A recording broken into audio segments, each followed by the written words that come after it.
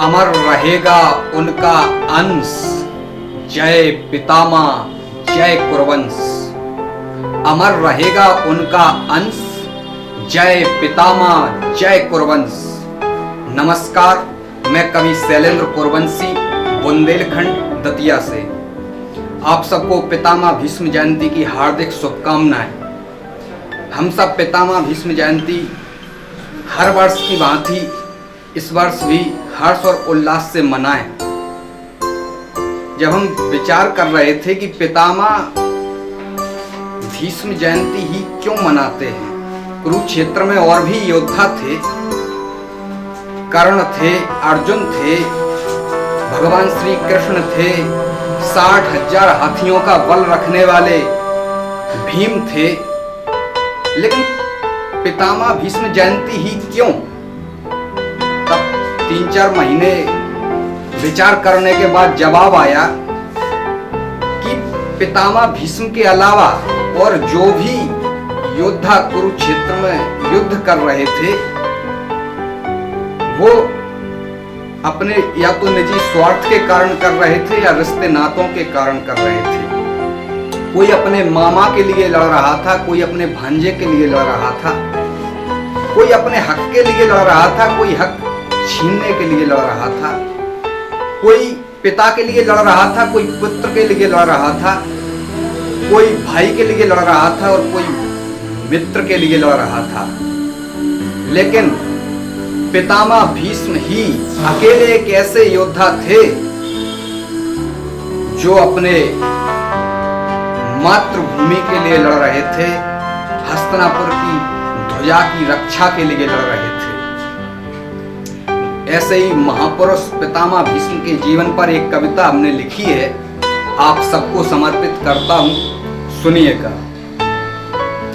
कि मां गंगा के बेटे हैं वो, अतुलित बलशाली हैं।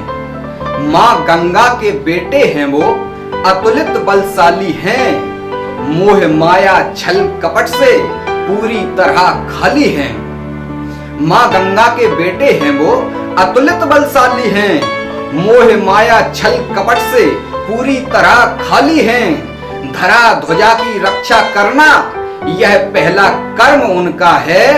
मात पिता की आज्ञा पालन बस यही धर्म उनका है। मात पिता का आज्ञा पालन बस यही धर्म उनका है। महाराज शांतनु की दूसरी पत्नी ने उनसे कुछ ऐसे वचन ऐंठे थे। महाराज शांतनु की दूसरी पत्नी ने उनसे कुछ ऐसे वचन ऐंठे थे। करेंगे सन्यासी रहकर सिंहासन की सुरक्षा, पितामह भीष्म प्रतिज्ञा ले बैठे थे। करेंगे सन्यासी रहकर सिंहासन की सुरक्षा, पितामह भीष्म प्रतिज्ञा ले बैठे थे। महाशक्तिशाली राजाओं को पितामह ने जीवन दान देकर छोड़ा था। महाशक्तिशाली राजाओं को पितामह ने जीवन दान देकर छोड़ा था। गुरु परशुराम के शिष्य थे वो, गुरु का भी गुरूर तोड़ा था। गुरु परशुराम के शिष्य थे वो, गुरु का भी गुरूर तोड़ा था। हस्तिनापुर की आन बान शान हेतु वे अपने अपनों से भी लड़ते जा रहे थे। हस्तिनापुर की आन बान शान हेतु वे अपने अपनों से भी लड़ते जा रहे थे। षड्यंत्रकारियों की षड्यंत्रता में देवव्रत धीरे धीरे घिरते जा रहे थे। षड्यंत्रकारियों की षड्यंत्रता में देवव्रत धीरे धीरे घिरते जा रहे थे। युद्ध में उठाने पड़े थे शस्त्र श्री कृष्ण को भी। युद्ध में उठाने पड़े थे शस्त्र श्री कृष्ण को भी, यह बात सभी जानते हैं। युद्ध में उठाने पड़े थे शस्त्र श्री कृष्ण को भी, यह बात सभी जानते हैं। बस इसीलिए सारे क्षत्रिय पितामह भीष्म को अपना आदर्श मानते हैं। जब मैंने ये कविता लिखी और हमारे एक वरिष्ठ मार्गदर्शक कवि दादा ओम प्रकाश श्रीवास्तव जी, उन्होंने कहा कि बेटा तुमने ये बहुत अच्छी कविता लिखी, लेकिन इसमें जो पंक्ति है कि बस इसीलिए सारे क्षत्रिय पितामह भीष्म को अपना आदर्श मानते हैं। ये गलत है। क्षत्रिय शब्द इसमें गलत है, क्योंकि पितामह भीष्म किसी एक समाज या जाति के नहीं हो सकते, वो हम सबके हैं। क्योंकि जब कड़वे दिनों में अपने पूर्वजों को पानी दिया जाता है तो पूर्वजों के नाम पर सबसे पहला पानी पितामह भीष्म को ही दिया जाता है। और जब माँ गंगा हम सबकी माँ हो सकती हैं, तो उनके बेटे हम सबके पूर्वज क्यों नहीं हो सकते? अवश्य ही वो हमारे पूर्वज हैं। और केवल क्षत्रियों के नहीं, हम ब्राह्मणों के भी हैं, वैश्यों के भी हैं, शूद्रों के भी हैं। हम सभी सनातन धर्मियों के पूर्वज हैं। तब मैंने ये पंक्ति बदल कर लिखी कि युद्ध में उठाने पड़े थे शस्त्र श्री कृष्ण को भी, यह बात सभी जानते हैं। इसीलिए सारे हिंदुस्तानी पितामह भीष्म को अपना आदर्श मानते हैं। इसीलिए सारे हिंदुस्तानी पितामह भीष्म को अपना आदर्श मानते हैं। स्त्रियों पर वार नहीं करते हैं हम, पितामह ने ही अपना यह भेद दिया था। स्त्रियों पर वार नहीं करते हैं हम, पितामह ने ही अपना यह भेद दिया था।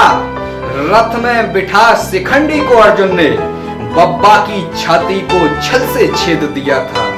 रथ में बिठा शिखंडी को अर्जुन ने बब्बा की छाती को छल से छेद दिया था। कोई दाग नहीं मिलेगा पराजय का, चाहे कितना भी पुराना इतिहास खोलो। कोई दाग नहीं मिलेगा पराजय का, चाहे कितना भी पुराना इतिहास खोलो। एक बार सभी क्षत्रिय मिलकर अपराजय पितामह भीष्म की जय बोलो। एक बार सभी श्रोता मिलकर अपराजय पितामह भीष्म की जय। भरतवंश संरक्षक शांतनु पुत्र अपराजय वीर गंगा पुत्र भीष्म पधार रहे हैं।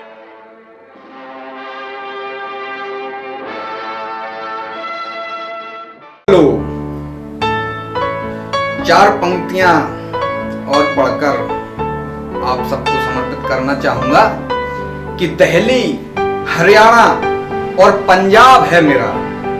दिल्ली, हरियाणा और पंजाब है मेरा, तुम सबसे ज्यादा रुआब है मेरा।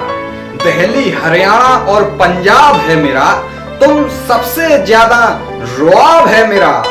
फिर से विश्व शक्ति बने भारत, बस यही एक ख्वाब है मेरा।